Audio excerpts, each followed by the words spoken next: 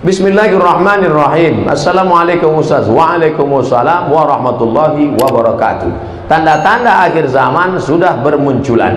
Bagaimana ikhtiar untuk menangkal? Jangan ketemu Dajjal. Dajjal jangan dicari, kalau ketemu jangan lari. Pertama, hafal 10 ayat pangkal surat Al-Kahfi. Kedua, baca surat Al-Kahfi malam Jumat. Man qara'a surat Al-Kahfi yawmal jumu'ati adha'a lahu min nur ma bainal jumu'ataini. Dibaca Jumat ini, maka Allah berikan pencerahan sampai Jumat berikutnya. Apa makna diberikan cahaya? Bisa membedakan antara yang hak dengan yang batil. Sekarang jangankan Dajjal KW aja datang kita udah bingung, apalagi Dajjal original. Hafal 10 ayat, baca surat Al-Kahfi, dan sebelum salam, fil alamina innaka hamidum majid. Cukup.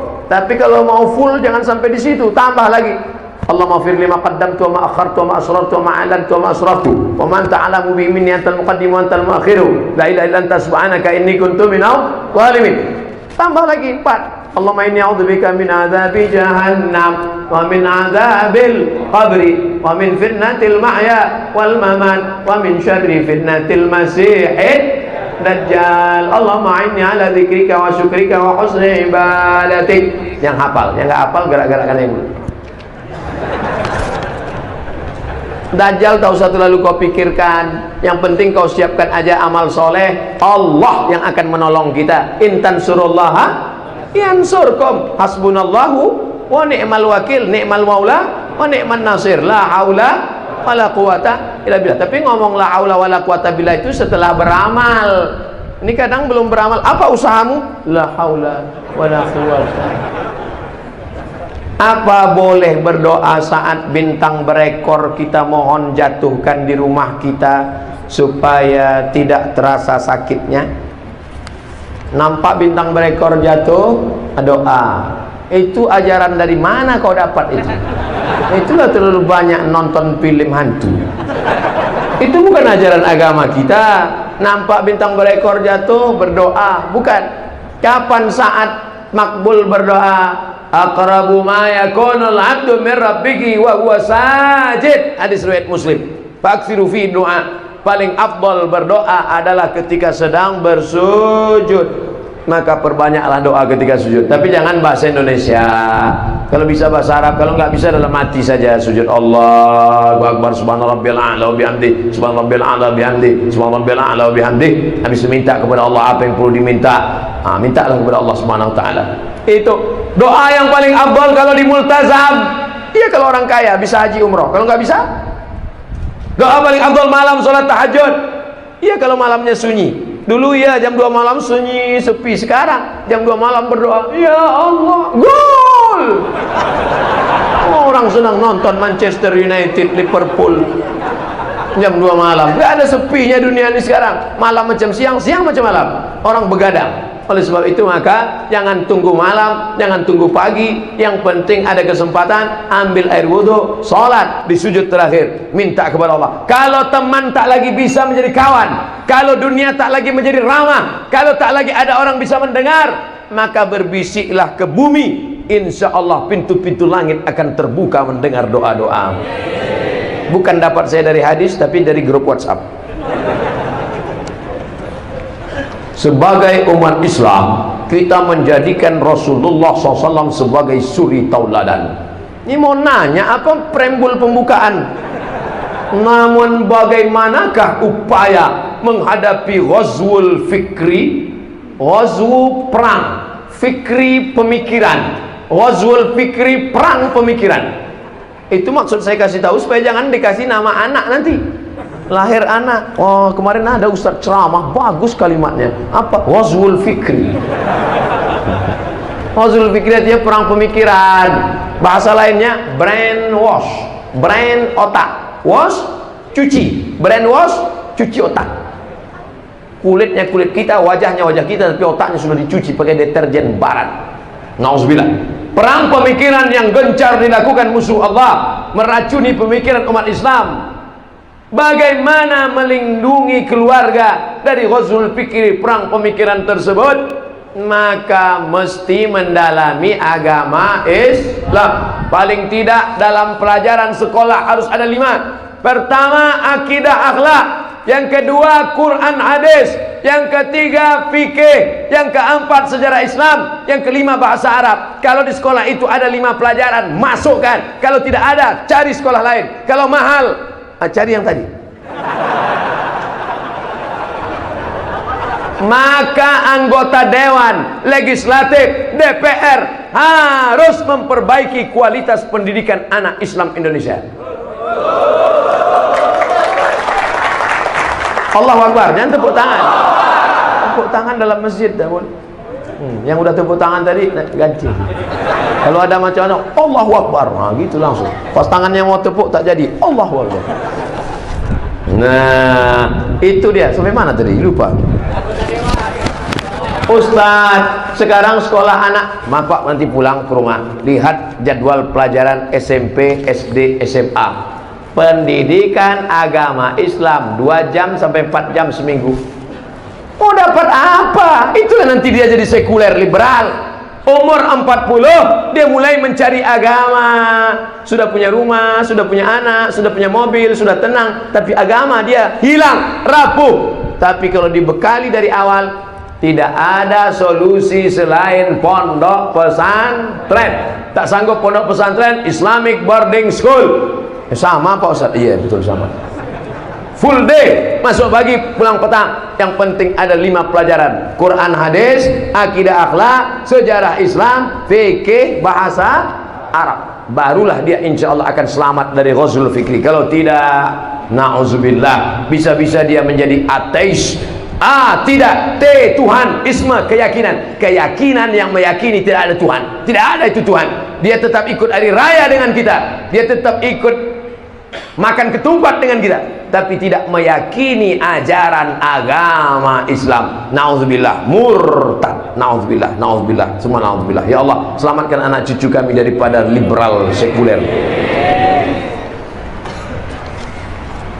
Apa makna Islam rahmatan lil alamin? Kenapa Allah tidak mengatakan wa ma arsalnaka illa rahmatan lil muslimin? Kalau begitu Nabi Muhammad rahmat hanya bagi orang Islam. Ketika Nabi akan melepas pasukan menuju Mu'tah, apa nama tempatnya? Mu'tah, bukan Muntah. Mu'tah. Apa pesan Nabi? Satajiduna rijalan fis sawami'. Kalian akan berjumpa dengan pendeta-pendeta di rumah-rumah ibadah non muslim. La taqridu lahum, jangan ganggu pendeta. La taqtulu sabiyan murdi'a, jangan bunuh anak kecil yang menyusui. Wala syaikhan faniya, jangan bunuh orang tua renta. La taqiranna nahlan, jangan cabut pohon korma. La taqta'unna sajaratan, jangan potong pokok kayu. La tahdimu buyutan, jangan hancurkan rumah. Adakah aturan perang seperti ini zaman dulu? Gak ada. Zaman dulu kalau sudah perang, ratakan rumahnya dengan tanah, bunuh laki-lakinya, ambil anak gadisnya. Kiki.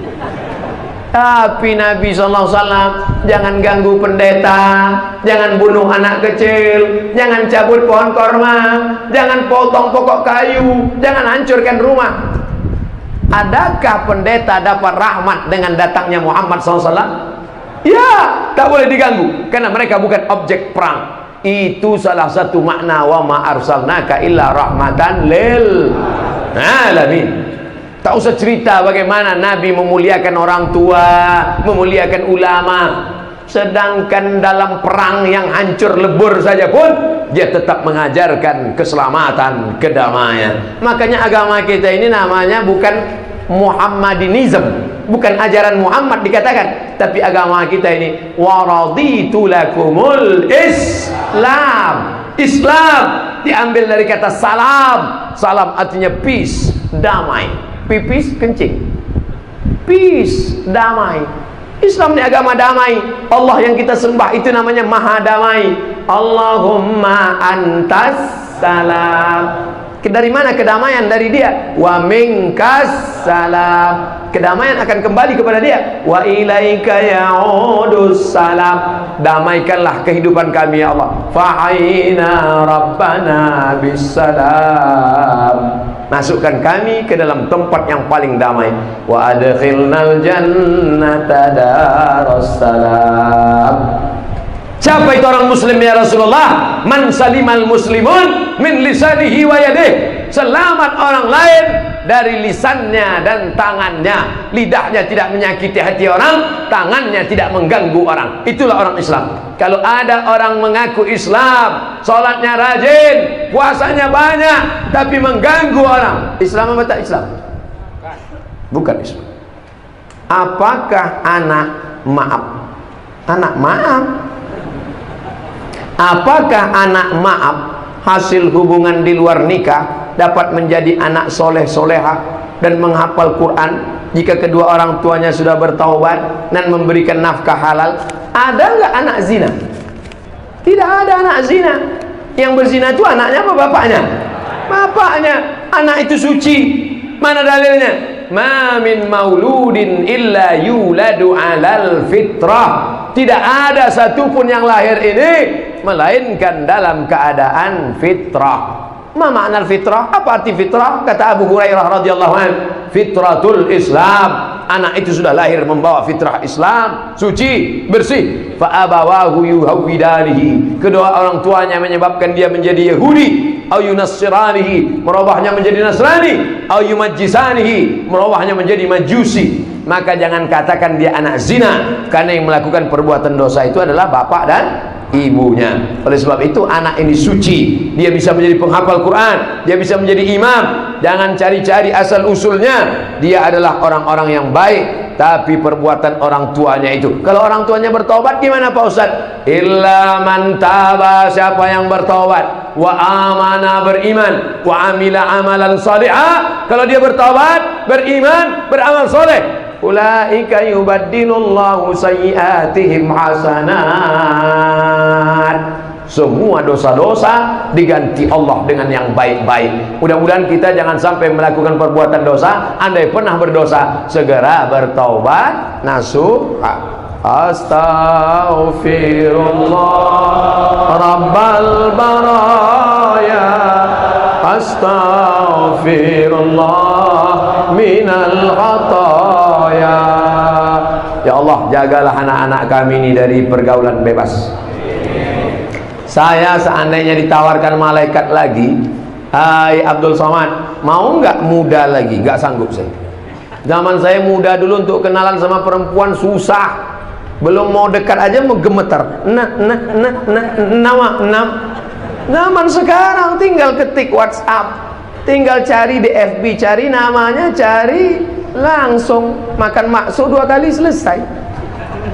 Luar biasa. Makanya kalau di zaman edan begini, zaman internet, Twitter, zaman warnet, zaman game online, mudahnya komunikasi dengan perempuan, masih ada anak muda yang datang maulid, masih ada anak mengidolakan ustadz, masih ada anak yang selamat dari narkoba, masih ada anak yang mau sholat di masjid. Itulah nikmat yang terbesar. Maka orang tua mesti bersyukur punya anak yang soleh. Ini yang hadir malam ini semuanya soleh-soleh semua.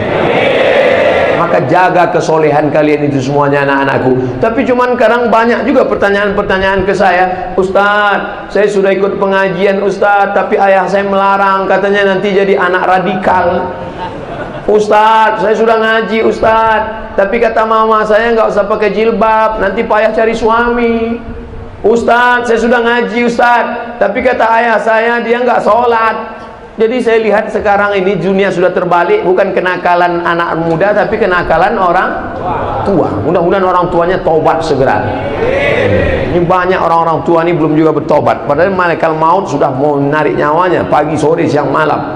Dia nggak tahu malaikat maut itu sudah mengedipkan matanya ke mata dia. Kapan lah kau mau cabut? Taubat nasuha, tak ada jalan lain. Tapi kalian yang muda-muda jangan mentang-mentang udah ngaji, udah berilmu, udah pandai baca Fatihah, udah istiqomah, pulang ke rumah menceramahi orang tua. Pulang pengajian, papa, mama sini duduk. Assalamualaikum warahmatullahi wabarakatuh. Hai calon penghuni neraka. Bukan begitu. Mereka adalah orang tua kita.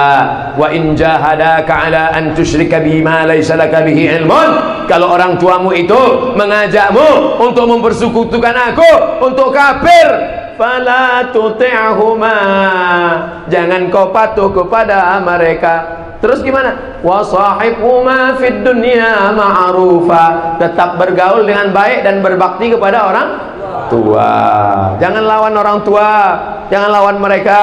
Menangis tengah malam, doakan mereka supaya dapat hidayah, supaya hatinya lembut mau ngaji, supaya hatinya lembut mau baca Quran, supaya hatinya lembut mau pakai jilbab yang belum pakai jilbab.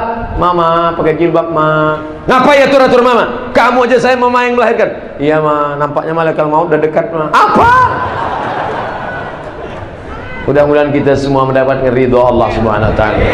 Abdul Somad hanya mampu menyampaikan sekelumit dari Maulid Nabi.